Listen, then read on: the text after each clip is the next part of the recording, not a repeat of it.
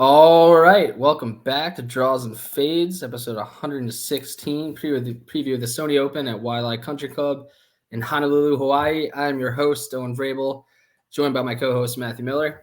What's going on, guys? Welcome back. This podcast is sponsored by Rotoballer, and we will have quite the show today. We'll definitely be recapping the pain that I endured on Sunday, thanks to Collin Morikawa's epic collapse at the Sentry Tournament Champions. And then we'll get into, obviously, the course preview at Waialae, our odds list on FanDuel. It's the first full field of the calendar year. Give you our best outright picks of the week, top 10s, top 20s, and my one-and-done thoughts. One of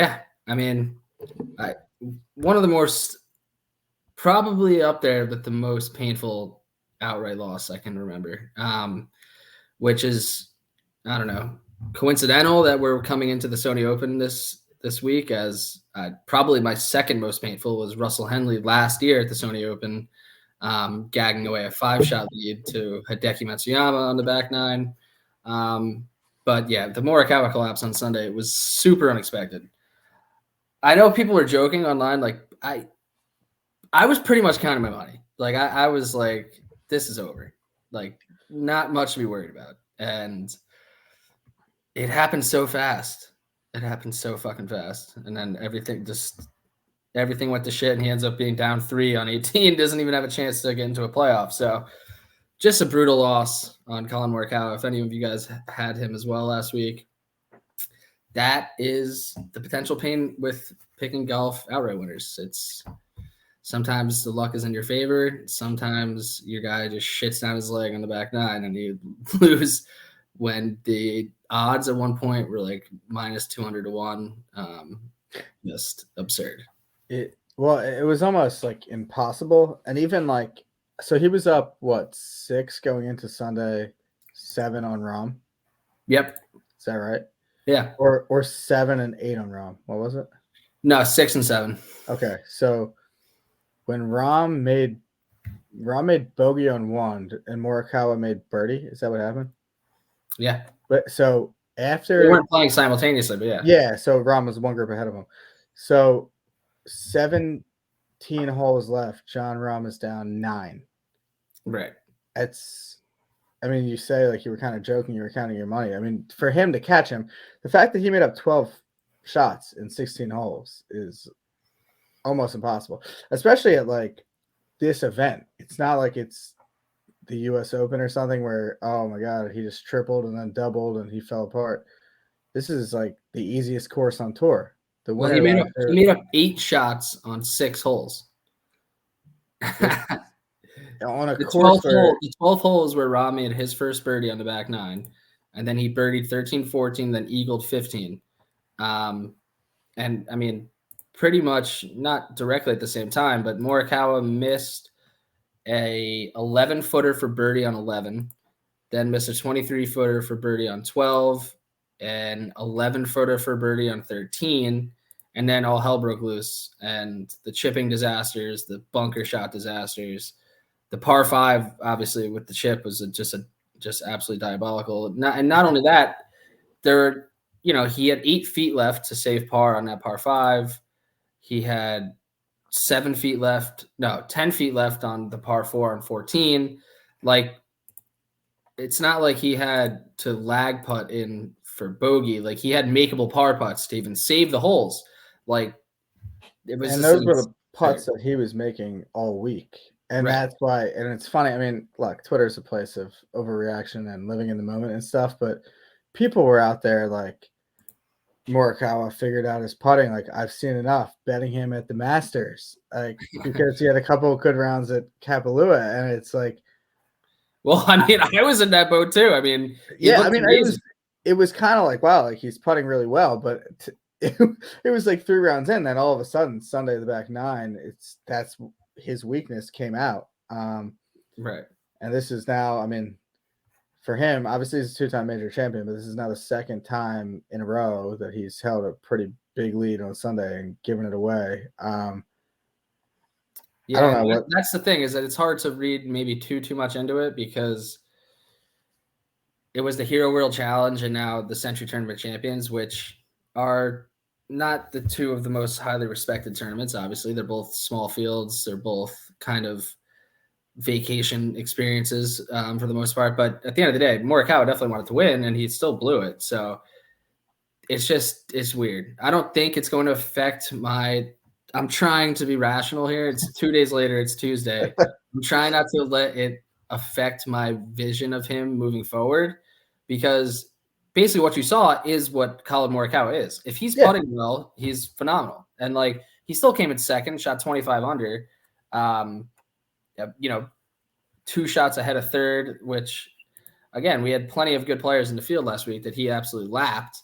It just so happened that Rahm, potentially the best player in the world, happened to catch fire as he started to shit down his leg. So and while the story Rahm doesn't do what he does, it doesn't even matter that he. Oh yeah, well that's what I was gonna say. I mean, while the story is obviously on like how did Colin blow that, what Jon Rahm did was like when he's playing like that, it's insane. I mean, he was, and I understand the course and like there's some rollouts off. Oh yeah, he had like 6 400-yard drives, but he was 160 in on the par 5, and it was like he had it to like inside 10 feet for eagle. He was making all of his putts on Sunday, and like you said, I mean, this isn't like some major tournament that he completely closed down the stretch, but he did look like the second he figured out he was in it, like there was no letting up.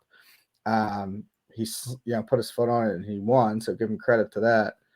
And then did you hear him ask? I mean, I guess you weren't probably following too much after the round, but he was complaining about the official World Cup rankings. No, I didn't hear that. But how he was like saying it's a joke that like he's still behind Patrick Cantlay and he feels like he's been the best player in the world since August, but the rankings aren't caught up to that. Interesting. Yeah. Well, he's a feisty son of a gun, so I get it. Yes, yeah. I wonder at what point he felt like I'm definitely in this, because like I said, I think he birdies 12, 13, and then 14 and 15 he shoots 3 under, and that's where the real like switch happened, because Morikawa birdie, the 15th is a birdie hole for everyone. So even him eagling that hole, he had to have thought he still had work to do. And, he pars 16 and 17 and birdies 18. But he had to have been surprised walking up to the 18th tee, knowing that he's now in the lead. Like, yeah, I didn't hear his comments on that. They asked Colin when he realized like Rahm was right there. And he said he looked up at the leaderboard and he saw on 15 that his putt was to stay tied. And he was like, oh my God. And that's he obviously missed it. And then just didn't end well for him. I mean, it was tough to watch. It was. Yeah, well, because, all right, so yeah, then I mean, that makes sense. So he misses that putt. Then 16, he needs to obviously get his shit back together. Hits a good fucking shot, 77 yards to the hole, and he misses the green. So, like, he short-sided himself and rolled back down, and then he chipped to 7 feet and then missed that putt again. So he went from being, at that point, even after the par 5, only being down 1 to then down 2 with Rahm ahead of him about to birdie the 18th, and now he's completely out of luck. So, yeah, that was insane. That happened so fast, and it – I don't do it. On FanDuel, they give you cash out options. I was getting pretty much 90% of my winnings. But you never would have thought at that point. Right. Why would I cut off 10%? Yeah, it's like a formality that it's going to win. And it was to the point where I wasn't even really paying attention. I was watching the Eagles game, and then like toward the end of the game, I knew the Eagles were going to win. I kind of had it on my phone, and I'm like, that's when it all kind of started, when like Rahm was getting hot, and then Colin started to miss some of his putts, and I'm like, it still wasn't that close, but like you said, it happened very quickly. Like within like a 20-minute period, it was a tournament all of a sudden. Yeah, but it became a tournament, then it became not a tournament again, almost immediately. Yeah. Like it went from him being not having a chance to lose to not having a chance to win. Like that's why even the Russell Henley collapse last year, a little bit different, because Hideki caught him all the way up and Henley at least made a playoff, and then Hideki hit his approach on the first playoff hole to like 2 feet to close that out where, there was nothing to worry about anymore. But like, I couldn't believe that after all that he was going to lose by multiple strokes. That was what was crazy. So just an absolute dagger to the heart. Dagger to the heart. And then the Packers are on Sunday Night Football. If you don't know, I'm a Packers fan. So they have a chance to go win and into the playoffs. They also shit down their leg, very similar to Colin Morikawa. So pretty much as bad of a Sunday as you could possibly get. And we move on. It was not going to be the Packers' year. I thought it was going to be a great start to the 2023 calendar year of golf betting. I will take some solace in the fact that I did have the guy that should have won, but didn't. But that doesn't really help my bank account. So that's really all we can say. And now we're on to the Sony Open, where I have equally as much scar tissue now as a Sentry tournament champion. So fucking Hawaii, man. It's just never easy, I guess. And even though the golf is very easy for these guys. So we're at another type of birdie fest type track. And it's our first full field event. So Wildlife Country Club, home of more heartbreak for myself, but please give the people a little insight as to what we're working with this week. Yeah, we're at Wildlife Country Club, as you just mentioned. It's a par 70, 7,044 yards, Bermuda greens. Course has some tight fairways. They're one of the toughest fairways to hit on tour. In the past years, missing the fairways not a huge deal. So even though they're tough to hit, you kind of get away with missing it and playing out of the rough. This year, supposedly, the rough has been grown out from 2.25 inches to 3 inches. I'm personally not falling for it. I don't know about you.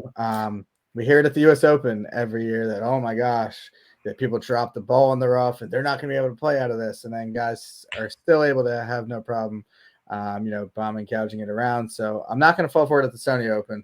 That's for sure. I'm going to, kind of handicap it like we have in previous years. And if somehow there's this crazy rough in Hawaii, whatever, we'll get beat by it.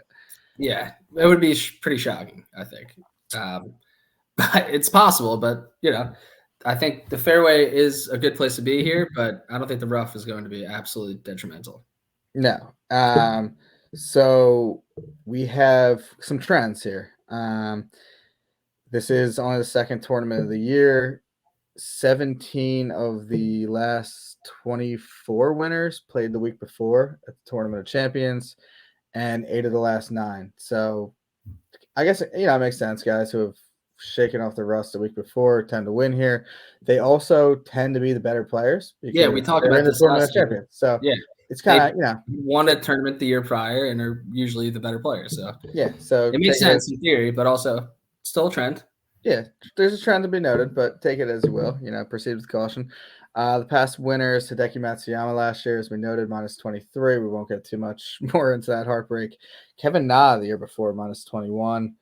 Cam Smith, 2020 at -11. There was a ton of wind that year. That's why the winning score was down at -11 there. That was a Brendan Steele choke job, if I remember correctly. And then 2019 was Matt Kuchar at -22. As you can kind of see with the winners, and if you go further back, you'll notice that as well. There's kind of a variety of ways to win here. Hideki's not a short game specialist really at all. He won last year, but Kevin Na, Cam Smith are, have really good short games. Matt Kuchar is kind of more of that plotting type. So there's kind of different ways you can get it done here.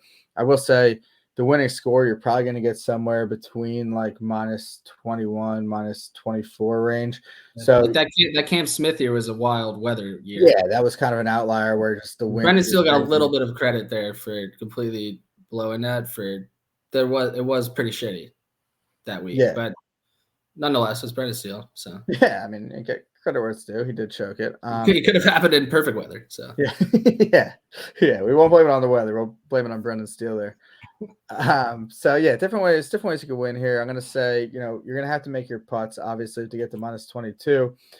Good approach games obviously gonna help a ton. They are smaller greens, not impossible to hit, but you're gonna want to hone in your approaches. If you're missing a lot, you're gonna be off the green, and obviously that's gonna make it very challenging to make birdies.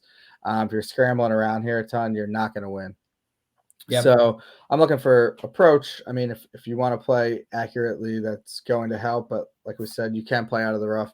And guys who are going to make their putts this week. But again, I mean, Hideki won last year. You don't necessarily have to be a great putter to have a good putting week and win. So if you're playing really well tee to green and giving yourself a ton of birdie looks, I mean, I think that's kind of the way to go this week. I don't know if you had any other thoughts or anything else to add. Yeah, no, I'm pretty much on the same page, but it's funny. Hideki, not notoriously a great putter, did gain over 7 strokes putting last year, so it's something to consider. I think people that putt well in Bermuda tend to play well here, and for me, at least this year, I'm kind of going a bit off of course history with a mix of guys that play well on shorter-ish courses where they can be fairway finders and hit greens in regulation and then find themselves with a hot putter that week.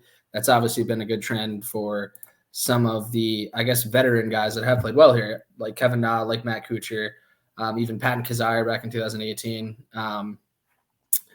Jimmy Walker back in 2014-15. Obviously, he wasn't quite as old as he is now back then, but still nonetheless was a veteran. So it is one of those tracks where I think you can kind of play it safe, so to speak, and just be in the fairway, hit the green in regulation on every hole, and you're going to have yourself with plenty of birdie looks. So, yeah, going to have to make birdies too. So guys that have played well on these type of courses, I think, are the way to go. I think we mentioned it every year at this tournament.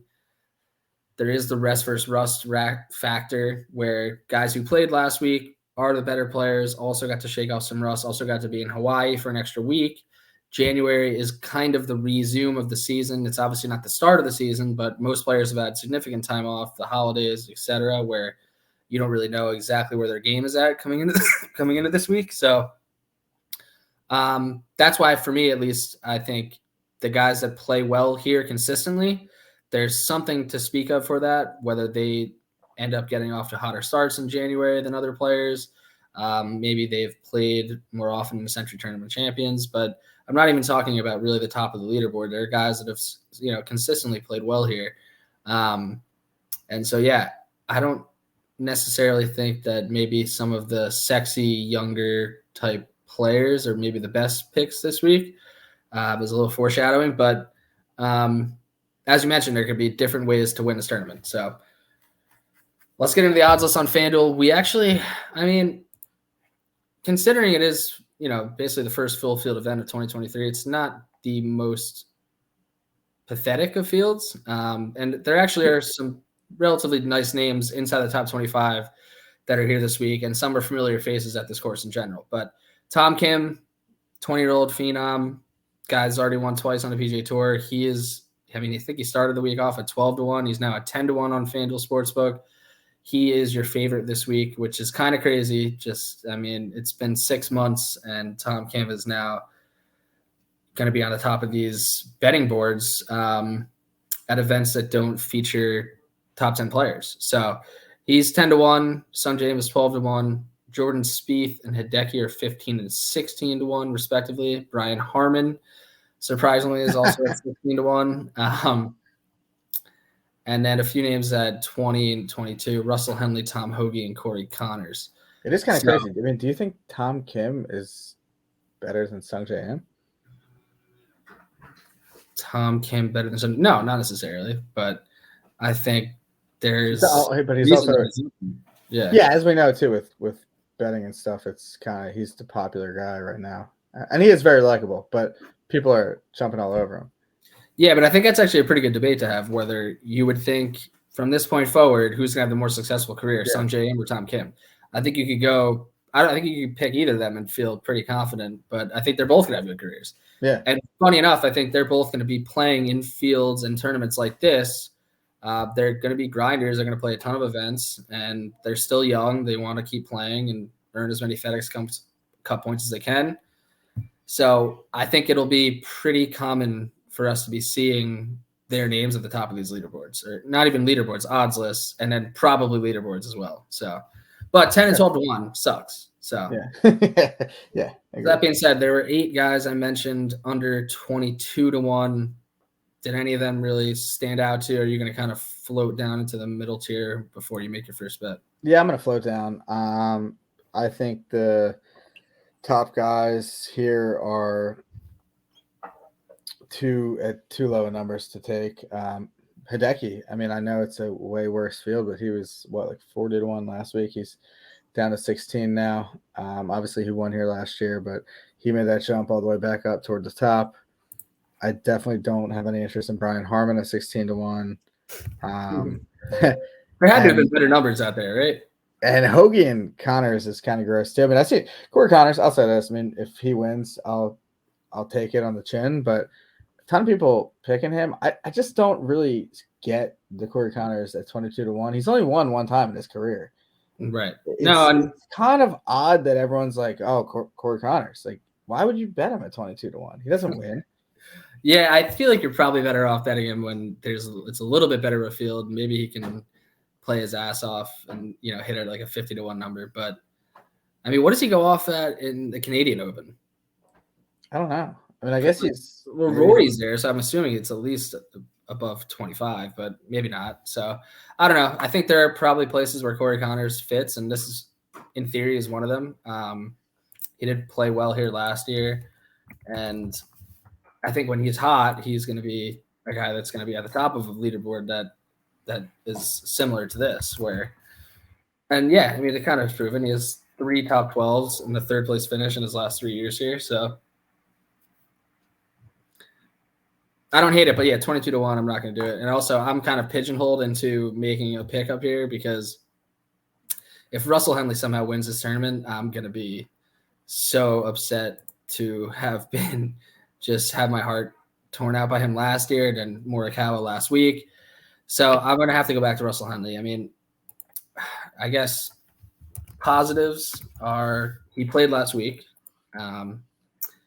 He was pretty mediocre, pretty much bottom of the pack, but he lost 6 strokes putting. So I think that is a pretty good reason for that. He obviously putted really well here last year, gained over 5 strokes putting. And yeah, I mean, he won this event back in 2013, has multiple other top 20s, including his runner-up last year in 11th and 13th in between.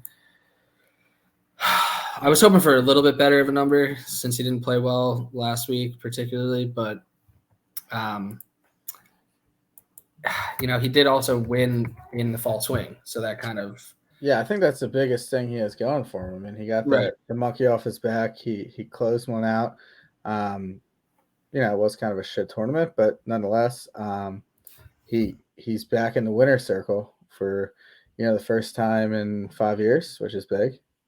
Yeah. So I would say that's probably the biggest thing. He won at Mayakoba, not sexy, but neither is the Sony. So no, yeah, it's important that he at least could win. So I'll say it's a positive for us. And like I said, I felt pigeonholed into taking this pick. I don't love the fact that he is as close to like Hideki and Spieth, 21 and 16, not really super different. Get a little bit better number than a 21, but yeah, it's Russell Henley or die this week for me. So I'm feeling like a comeback story is going to happen this week. It really does set up perfectly for him. He's a fairway finder, greens are like regulation machine, and when he's hot with the putter, he can get really hot. So that's really all you can hope for here is that he finds the magic again at the Sony and just doesn't get caught by a Hideki Matsuyama this year. So yeah, fair pick. I think it's good. I mean, he's obviously a good fit. He should have won here last year. So and I think if like me taking Russell Henley means that you want to take Sungjae, Spieth, Hideki, all power to you. I think they have a pretty good chance to be competing this week. The field is not overwhelming. There actually is a pretty solid middle tier of golfers, but not a lot of the elites are here. So taking any of them, 15 and 16 for Spieth and Hideki in particular, I think they're pretty fair numbers. And I will not be surprised to see Sungjae or Tom Kim win this event. And I think they'll also be super popular one and done picks. We'll get to that later, but that's really my thoughts at the top of the board. Brian Harmon sneaking himself in between there is kind of wild to me. I guess I can't really harp on it too much because I am taking Henley and I will have some other picks of veterans in a little while. But I mean, listen, he has 4 top 20s here with a 4th place in 2018. So it's not like his course history is absolutely immaculate. I mean, he's got 4 top 20s and a fourth. He doesn't miss a cut often, but I guess it's more so really his recent form. He played well at the Mayakoba, he played well at the RSM, played well at the Shriners, played well at the CJ Cup. He played really well in the fall swing. So we'll give him that. 16-1 is absurd. If you're taking Brian Harman this week, seek help. So let's move on to the mid-20s. I will say Hoagie and Connors, also, I would be way more interested in them if they were in the mid-30s, but they're not. So I'm going to stay away because I'm taking Henley. So Cameron Davis is at 29-1, Taylor Montgomery 31, Billy Horschel, Adam Scott 32 and 33, then KH Lee, Keegan Bradley, Keith Mitchell, Siwoo Kim, Maverick McNeely, and JJ Spawn all between 33 and 40-1 on FanDuel Sportsbook.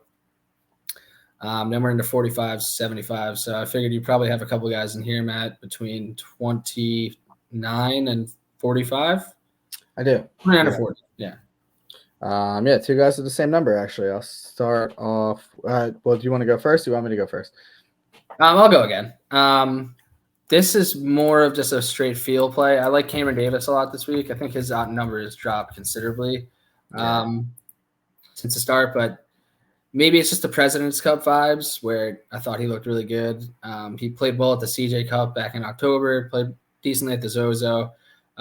This kind of just feels like a peak potential year for Cameron Davis and kind of goes against what I'm going to be doing with the rest of my cards. So I figured I'd take more of a bomber type player that I think is going to be able to potentially utilize some of the shorter holes in this course to give himself some good opportunities. And he's a birdie maker when he's hot. So I like Cam Davis this week. He's played here 4 times, missed a cut in 2019, then a 9th, a 31st, and 27th.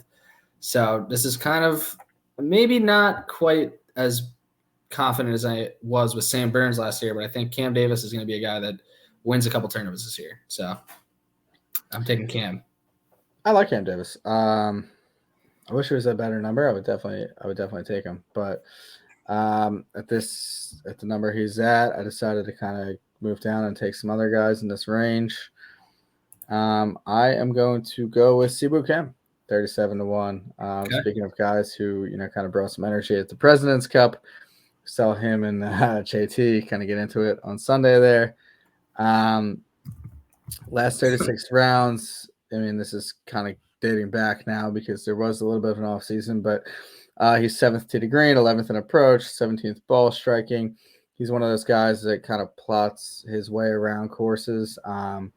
Positional courses are sort of where he thrives. He's good on the Pete Dye style courses. This is obviously not, anywhere near the challenge of those courses, but it's similar idea where, you're going to really help yourself if you put yourself in good position off the tee. And, it's not a longer course. Siwoo's not a long guy. So I think this kind of sets up, to his strength. He was 4th here in 2016. Since then, he's been pretty pedestrian, but he's made 3 or 4 cuts. He's a guy that I like because I feel like he has like some win equity, Yeah. He wins some tournaments. He gets it done when he's at the top a decent amount, which I like. And I feel like the course kind of fits him well. So I'm going to take a shot with him here, 37-1. It's not the greatest number for Siwoo Kim, but in this field, it's not the worst. I could live with it. No, yeah, it's definitely not that bad of a number. And he's for sure a guy that can win tournaments, so I don't hate it. Also not surprising. So who else you got? This is also not going to be surprising. 37-1. Big year is coming for Keith Mitchell. He did not get it across the finish line last year, but this year I'm personally guaranteeing he wins at least one. You're guaranteeing a Keith Mitchell victory this year. I'm guaranteeing a Keith Mitchell victory this year. It's hopefully going to come this week, so I don't have to keep hammering it every week. But you're gonna have to bet it every week. So because it's coming, and I touched on this. Also, if you're gonna get 37-1 this week, I mean, for the most part, you're gonna be getting odds that if he wins once, you'll make money. So. Yeah, exactly. Yeah, no, he's not gonna. I mean, this is stronger the field too. He's gonna drop further down for now until he starts, putting himself in the winner's circle. He wins this week, yeah. But I touched on this last year as we think of Keith Mitchell as the long hitter off the tee and off the tee guy, but he plays these short courses really well. 9th in the field, shortest game total on short courses, less than 7,200 yards, last 36 holes. But I did a little digging, did a little research this week. Welcome back. And this is his stats from 2022 on courses under 7,200 yards. He played 7 events. He was 7th at the Sony, 12th at Pebble, 9th at the Honda, cut at the Wells Fargo. That was like the really bad weather week. At Potomac there, Max Homa won, but it was raining. I'm willing to kind of throw it out, but I'm going to leave it in for the sake of this argument. 7th at the RBC Canadian Open, 6th at the Travelers, and 54th at the Wyndham. So that's 5 top 12s and 7 starts, 6 made cuts. He's good on short courses. Regardless of, the association of him as this bomber off the tee and really good off the tee guy, he plays these short courses really well. I think there's something to be said about him being able to kind of club down off the tee and kind of put himself in a more accurate position where he's actually better on these short courses than he is on the longer courses. He was 7th here last year, 14th in 2020. He had a 16th back in 2018. So he's played this event well too. So a lot to like about Keith Mitchell this week. I'm on board. Hopefully he's going to start the season strong with a win and, kind of keep going from there. All right, I like that. I actually kind of feel like I have a little bit of room on my card, and I may have to add Keith Mitchell. I mean, it actually does feel like a pretty fair number for a guy who definitely plays a short course as well. And I guess the win equity portion of it maybe isn't as easy to see, but with you guaranteeing the victory this year, it feels a little bit easier to swallow. So I don't hate that. So a couple of interesting lines here. I think Horschel and Adam Scott in the mid-30s kind of showing you that they're both, well, for sure Adam Scott in the decline of his career. Like we kind of mentioned last week, just the fact that, in this field, typically Adam Scott you'd expect to be in the mid-20s to potentially, under 20. Him and Horschel both extremely pedestrian last week, similar to Henley, -12, -13, T30. Nothing really special there about them. But if there was going to be like a resurgence type of event, I could see both of them potentially playing well this week. I just don't like either of them. And then Taylor Montgomery, I think, is I don't know. He's catching a lot of people's eyes, and I think for good reason. He's going to be a spectacular player, but we'll see. This is kind of one of those events that I think it's hard to predict for a guy that's kind of trying to make a name for himself this year. As much as in our realm of the golf Twitter world, he's kind of already done so. He still has a lot left to prove this year. So we'll see. He's an interesting number to watch as the weeks go on and where he's going off at, because we've seen guys severely fluctuate even after a couple bad weeks where even Zalatoris, Cam Young, until they really proved that they were going to be consistent every week. I don't know if we're going to see him at 31. He might be able to catch a better number at a different tournament. So this could sort of be like a Davis Riley type situation where maybe you had some weeks where you were getting them, like 28, 40, and then by the end of the year, we were looking and we're like, oh my God, Davis Riley is at like 80-1. So it could be we could run into a situation like that. Who knows? Maybe Taylor Montgomery could pull a Tom Cam and win one early on. It's very possible. I just quickly searched Davis Riley to see if he was playing this week. He's not, so I would have considered him. Probably would be at like 200-1 or something. So yeah, that's a name I'm going to keep my eye on now because he's fallen down. But yeah, sometimes these names they kind of throw him up a little too high to begin, and who knows? Maybe Taylor Montgomery's going to prove me wrong, prove us wrong right here. Definitely, I also think he's a good player, but I've relatively considered JJ Spawn. Obviously, he played well last week as well. He was in the final group with Morikawa at the Tournament of Champions. He obviously got a victory last year as well, but I think you're going to get used to seeing a guy in the 75 to 125 range, and betting him at 40 is kind of tough to swallow. So, but at the same time, the other trends tend to say that he'll probably continue to play well this week. So I'm going to probably look into some sort of top 20 action on JJ Spawn. And probably the same for, we'll leave that for now. We'll keep going. So yeah, 45 and above, 45 to 75, up to 100. Let's just ride it out into the long shots, Matt. Harris English, Alex Smalley, and JT Poston are all at 45. Christian Bezainhout, Mackenzie Hughes, Grillo, Denny McCarthy, Matt Kuchar, Webb Simpson, Andrew Putnam, Gary Woodland, Kurt Kitayama, all between 50 and 55. Then a slew of guys at 65 to 80. Svensson, Will Gordon, Steele, Chris Kirk. So really anything from 45 and above, the floor is yours. I have a couple of picks in here, and I'm a little bit tentative on long shots this week. Don't have a great feel for anyone that I really love down at the bottom. So I think I may just keep it into this middle tier and ride with the guys I like. Yeah, I have a few thoughts, a few different ideas that I'm still deciding on. I mean, it's funny. I feel like Mackenzie Hughes is like a decent fit here, but I also feel like I kind of used up my Mackenzie Hughes, magic when he won at the Sanderson. There's no way I could just stumble upon Mackenzie Hughes 2 times in a 4 month span and he wins both times. So I feel like it's kind of like it's not a good reason, but there's no way I could go back to him and he can win again. Fair. I'm considering. He also looked good. Well, I guess he looked good in the first round last week because I don't think he finished third to last. Oh no. He came back. Where did he end? Oh, he finished T21. Yeah, So. he's interesting. I mean, he could putt really well when he gets hot. He's not the longest guy. He's interesting here. I think he's a decent fit, and he fits the trend of last week. But him winning 2 times in that short period seems kind of unlikely. I'm considering JT Poston. I have a 65 available on him. I don't know what to make of him because he doesn't have great history here. But he kind of fits the mold of what I'm looking for him, and he's not a long guy. He can get really hot with the putter, and when you look at his 2 career wins, I mean, he won last year at Deer Run, which is a par 71. It's just over 7,200 yards. Then he won at Sedgefield, which is a par 70, just over 7,100 yards. He kind of wins at these shorter courses. Both of his wins, minus 21 at Deer Run, minus 22 at Sedgefield. So that's kind of the range we're looking for this week. Similar style course as we're playing this week as well. I think he could be interesting. He did play last week, so he kind of checks that box if you're committed to that. He's someone I have my eye on. Okay. I'm going with some veterans in this range. And gonna have to pull some spin zones here because it's not like on paper nothing looks particularly amazing right now. But Harris English is going to be a bet for me this week. I think he's kind of found himself a little bit in the fall swing again. I mean, weaker fields, not sexy tournaments, but 5 straight made cuts. And then back in September at the Fortinet, he finished top 10. So I think he's kind of started this season on a pretty good note.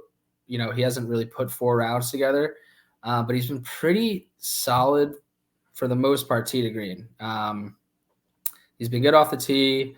His last 2 events, he's been good around the green. His approach game has been kind of hit or miss in his good stretch of, when I say good stretch, he's made 5 straight cuts, nothing crazy. But then you go at his course history here, and I think, he has 3 top 10s, a third back in 2015. His last 4 or 5 years have not been good.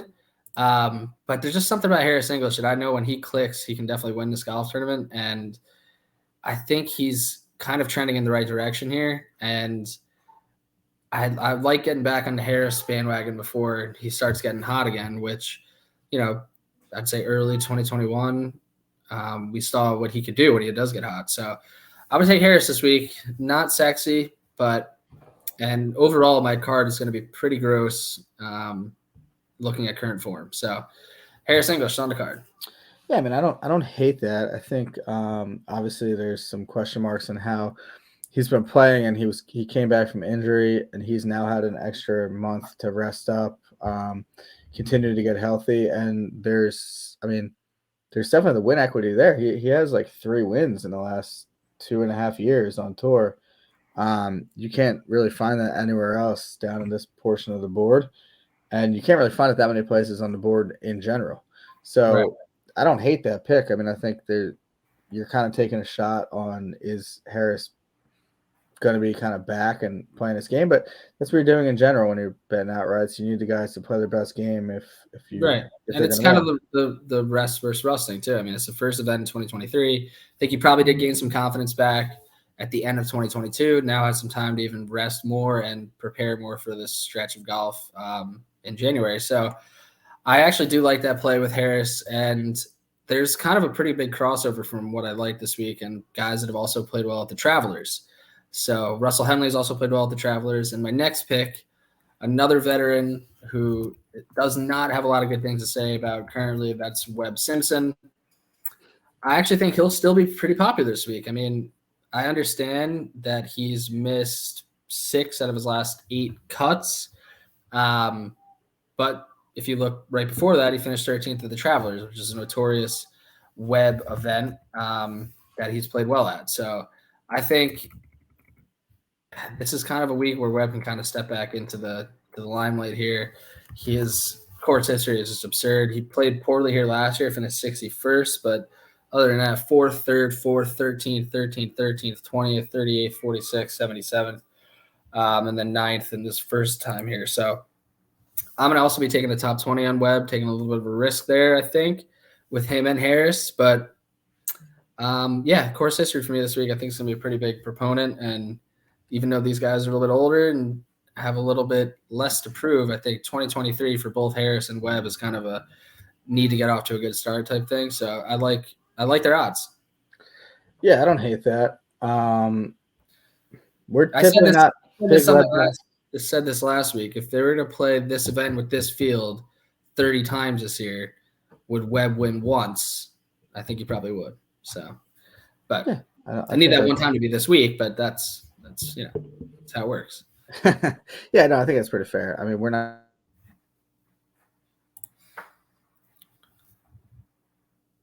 Cut out a little bit there. Down some technical difficulties as we wait for Matt Miller to get back with us. He's back. I'm back in action. Yeah, I'm going to have to really get Xfinity on the line here. They're really screwing up my Wi-Fi game. They've been out here several times, told me they fixed the situation. Clearly hasn't happened. So tell me to check up episode 116 and tell me if the Wi-Fi is fixed or not. All right, so anyone else between, I guess, 50 and 75? No, I'm actually going a little bit deeper. Really? All right. I have 2 guys between 75 and 100 here on FanDuel that I'm looking at. All right. One's Brendan Todd at 80. Brendan Todd. All right. Yeah, I always kind of like Brendan Todd. I feel like I take him at this event pretty much every year, but this is like the courses I like Brendan Todd at. I mean, he hits fairways. He's a great putter. That's pretty much what you need this week. He's not going to do anything flashy, but he's proven that he can kind of win some of these smaller events. He hasn't won a ton of them, but he did win 2 in a row at one point, like 3 years ago.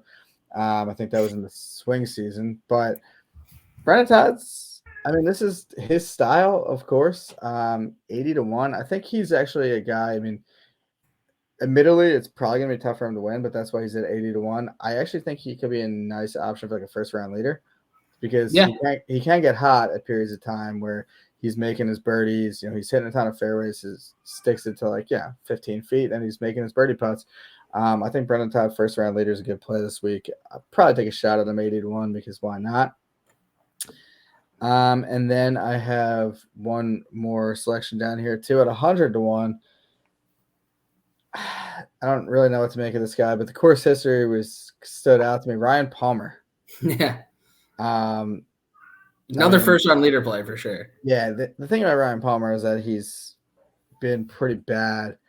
He had a nice year a few years ago, but he's been pretty bad since. I mean, it seems like he's clearly on the decline now in his career. That being said, I mean, maybe he'll turn up here, and it's just one of those courses that suits his eye. He's got 5 top 20s in his last 8 starts here. He was 12th here last year, 4th in 2020. He won here back in 2010.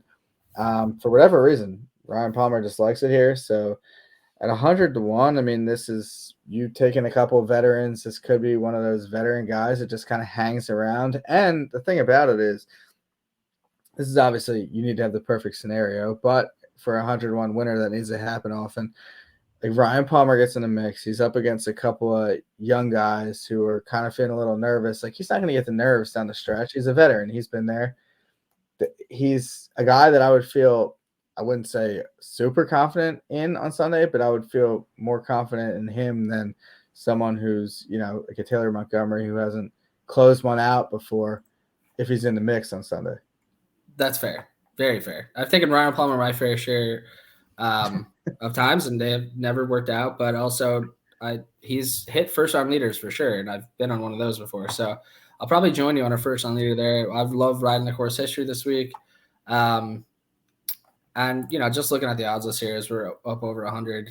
I think this is one of those tougher weeks to really gauge some of these longer shots and what they're going to come out playing with. But couple of guys that stood out to me a little bit. Lucas Glover, 140 to 1, came in 5th here last year, and also finished the year pretty strong. If you remember, that was your boy for a while. Yeah, finished 3rd at the FedEx St. Jude. Very similar to Ryan Palmer. Definitely bet them at a long number relatively often and kind of hope for the best. But finished 3rd at the FedEx St. Jude back in August, and then ran off 5 consecutive made cuts. Nothing worth of note, but has been solid nonetheless. And did come in 5th here last year. Gained a lot of his strokes on approach. I think that'll be probably pretty hard to replicate for him. But maybe a first-round leader player, maybe a top 40 look on Lucas Glover. And also like Joseph Bramlett. He finished 20th here last year. Another guy that can get stupid hot with his irons and has had blips of pretty good success over the past year. I mean, he finished 12th at the Fortinet, 9th at the Houston Open in his last 7 events.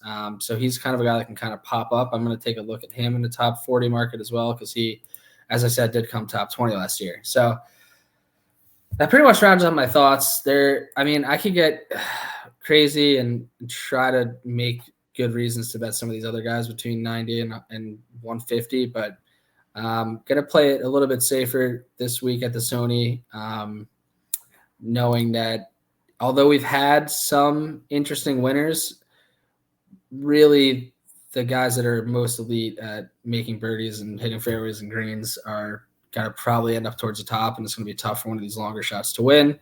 So that's where I'm at. So just a brief recap. I have Russell Henley, Cam Davis, Harris English, Webb Simpson. I'm probably going to join you on Keith Mitchell as well. And then through the bottom, I'll probably play a couple first-round leaders towards the bottom, or Lucas Glover, maybe a Ryan Palmer. And I'll probably toss in a couple others. But for now, that's where I'm at. Top 20s and top 40s will be posted on Twitter as well. Make sure to follow us at draws_n_fades. And Matt, what are you working with? Right now I'm working with Siwoo, Keith Mitchell. I think I'm going to go with JT Poston, Brendan Todd, Ryan Palmer. I probably have room for one more in there. So you might be able to talk me into someone here before tomorrow. Definitely going to take a Brendan Todd first round. I think you should get back into Harris English train, but that's just me. I mean, I do really like Harris, and he's been good to us in the past. So it's not going to take a whole lot of convincing to get me back into Harris. I can throw him in, and we could. It's not a bad number. We could have the full card there. Yeah, that seems about fair. And then top 40s will be posted. I still got to kind of finalize some of them. I will say there's two guys, not to get too deep on the board, that are like 300 and above. That one, I mean, Doc Rebbins at 300. It seems like Vegas is not very confident that he's going to bounce back. We were on the Doc train for a while. Are you? What's that? Are you?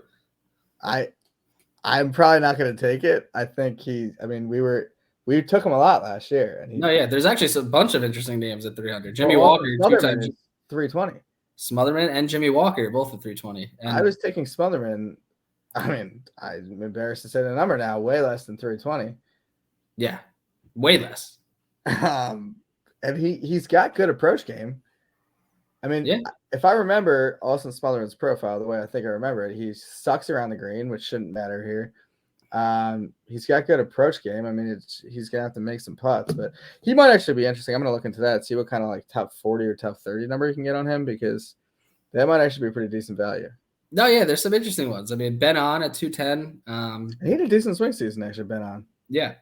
He's got his tour card back, so he'll be back this year. I mean, Chad Ramey's at 380. So, yeah. But I think the most interesting are probably Doc, Smotherman, and Jimmy Walker all being at 300. Obviously, Jimmy Walker's in his 50s now, but still. Is he? I think he's in his 50s. I'm going to look that up now. I got it, yeah. He's 43. So he just looks a lot older than he is, actually. So, yeah, Jimmy Walker. I mean, he's probably got back issues and other things going on. But I will say, not great for Jimmy Walker. I looked him up, and there's an actor that I never heard. Yeah, well, he's got a pretty common name, so we'll give him that. But, yeah. Wait, what was the age he ended up being? 43. It's not that close. Not that old. Is Kuchar older? Kuchar, probably. I think now maybe I'm just completely off at these guys' age. Kuchar's 44. They're about the same. Wow. So. Yeah, they both feel older. Former champions, and I've done this before. I did Luke Donald at the Honda, I believe, somewhere in Florida. Yeah, yeah, he's got really really good him. And he ends up playing for Luke McDonald, right? Yeah. And sometimes I just telling you, top 40 odds in some of these guys that have pretty good course history. I don't think it's a bad move to play Jimmy Walker in the top 40 market, which I might have to look into. So, other than that, one and done. Pat Mayo Cup is starting this week. I've done really well the past couple of years, but this tournament in particular has been a bugaboo. I've not gotten off to a very good start. Thanks to Sanjay In for the most part, I've taken in the past 2 years. So I think I'm going to stay away from him and probably just go all in on the Russell Honey Express this week and hope for redemption and at least a top 10. I think, like you said, him getting the monkey off his back last year, getting that W at the Mayakoba, in conjunction with being in Hawaii last week and then coming to a course he feels very comfortable at, although he will have some scar tissue to get rid of. He kind of seems like one of those guys that doesn't really care that much. That's kind of just a persona he gives off. He might just be a boring ass dude probably too, but I think he's going to be okay this week. So I like Russell Henley. Also, I mean, if you're looking for some more positive vibes, Georgia guy. So they just come off the national championship. Yeah. It's true. A lot of Georgia guys in this field this week as well. So Keith Mitchell. Another one, which would leave, Keith Mitchell. That's where I'm kind of going with this. I am not in the Pat Mayo one and done this year because I'm tired of donating $150 to the pot each year to be scrapping for the top 2,500 come the end of the season. So I'm kind of playing with free here. This might be the year that my picks are doing well, and someone else could take them and use them and make some money off them. So who would your pick be? Keith Mitchell. He's going to start here with the win this week. Wow. All right. Well, that's it for this episode. I appreciate you guys for listening. Keith Mitchell, one and done. Russell Hundley for me. Let's get it done. We'll talk to you next week when we're out of the state of Hawaii. Thank you.